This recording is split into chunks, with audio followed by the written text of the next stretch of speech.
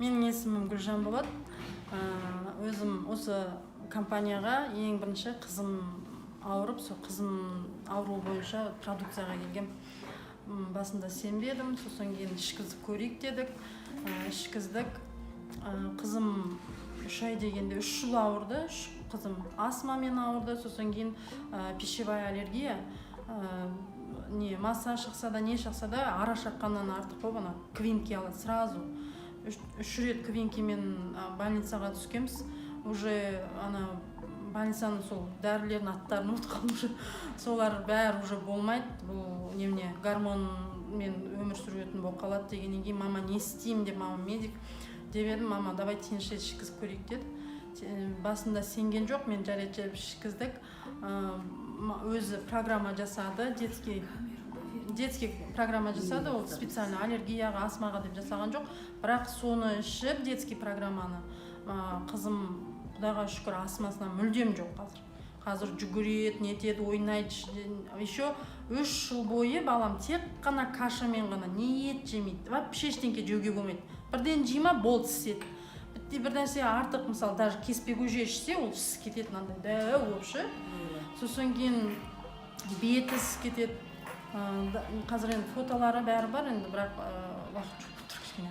Сосын не жаңағы Тяншидің сол программасын 3 ай ішті, тоқтатпай, кәдімгідей мамам өзінің жанына алып алды, уақыт-уақытымен ішкізді. 3 айда жаңағы астмасы мүлдем жоғалды.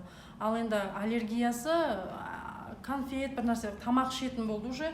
Одан 3 айдың ішінде. Одан кейін бірақ конфет анамнан жесе, мороженое жесе, бала жеп қойды ғой енді, қызығып балалармен.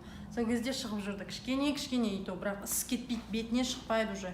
Денесінің айту бір жеріне, көбінесе асқазан тұсына шығатын. Сосын кейін, ал қазір мүлдем жоқ. Екінші программаны 3 айдан кейін іштік, тағы да күзде іштік. Былтыр майда бастағанбыз біз. Майдан неге дейін, августке дейін ішті. Одан кейін тоқтатты да октябрьде, ноябрьдің 1-нен бастап қайттан іштік. Тағы да 3 ай іштік. Сосын ол қысқа дейін жетті. Одан кейін мен қызым жанынан біреу кетіп бара жатып түшкірді ма, бітті. Соны ұстап алатында ауырып жататын, 5 күн температура жетті, оны түсіре алмаймыз. Не істерімізді білмейміз. Былтырдан бері вообще тұмау деген, түшкіру дегенді білмейді. Құдайға шүкір. Биыл мысалы коронавирус деп жатыр, не деп жатыр. Арасында осында детский кальций үзбейміз вообще. Детский кальций ішіп тұрады, ішіп жүреді постоянно.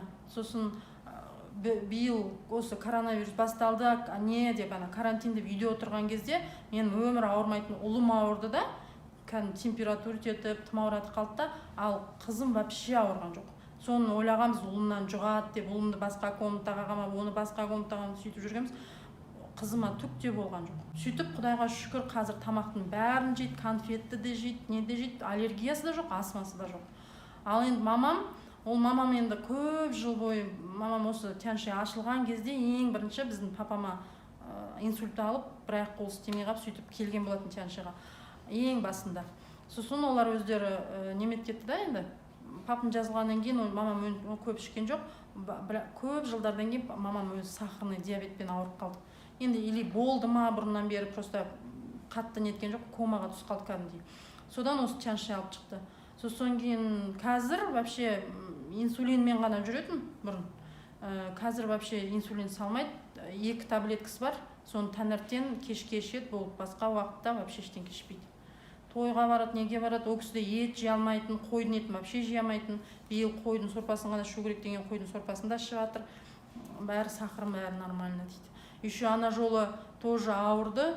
15 күн бар жанында жаттым, қарадым, бірақ андай вообще тұра алмайын. Сахарный диабеттердің бәрі білесіз қайтыс болып жатыр. Көп, мысалы, телевизорда айтып жатыр, бұрынғы ауру, қосымша ауру, сахарный диабетмен қорқатын.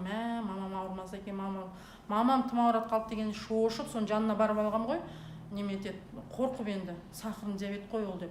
Содан айту, Құдайға шүкір, мамам жүріп, неметіп, осы Тяншидің өнімдерін постоянно үзбей ішеді ол кісіде. Соның арқасында мне жай жеңіл түрмен өтіп кетті. Мен айту, сылтауратып барып алдым деп, күйеуім ұрсады, мамаң түкте ауырған жоқ қой деп. Мен айтам, енді жату керек па ауырып, қайта барып қайттым ауылға деп күлем. Сөйтіп мамам да сахардан жақсы результат алды.